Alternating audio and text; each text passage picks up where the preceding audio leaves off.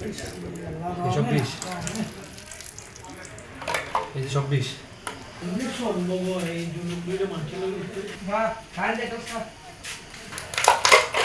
এই দেখেন এই বাচ্চাগুলো সব কেমিক্যাল। কুমিল্লার লাকসমে আর্টিফিশিয়াল ফ্লেভার ড্রিঙ্কস উৎপাদন ও বিক্রয়ের দায়ে 1 লাখ টাকা জরিমানা করেছেন ভ্রাম্যমাণ আদালত।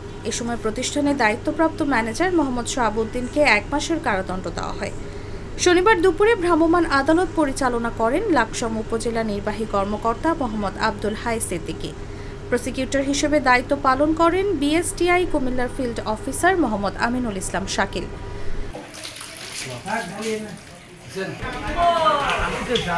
তিনি জাগো নিউজকে বলেন, গোপন সংবাদের ভিত্তিতে শনিবার বেলা 11টা থেকে দুপুর 2টা পর্যন্ত লাকসম শহরের ঠাকুরপাড়া এলাকায় মেসার্স ফাহিম ফুড প্রোডাক্টসে অভিযান পরিচালনা করা হয়। এ সময় বিএসটিআই এর অনুমোদন ও কোনো ধরনের পরীক্ষা নিরীক্ষা ছাড়া তাদের উৎপাদিত একটি ড্রিঙ্কস পণ্যে অফিসিয়াল ফ্লেভার মিশিয়ে বাজারজাত করায় ভ্রাম্যমাণ আদালত পরিচালনা করে প্রতিষ্ঠানকে 1 লাখ টাকা জরিমানা করা হয়েছে। এই ঘটনার সঙ্গে জড়িত থাকার দায়ে দায়িত্বপ্রাপ্ত ম্যানেজার মোহাম্মদ শাহাবুদ্দিনকে 1 মাসের কারাদণ্ড দেওয়া হয়।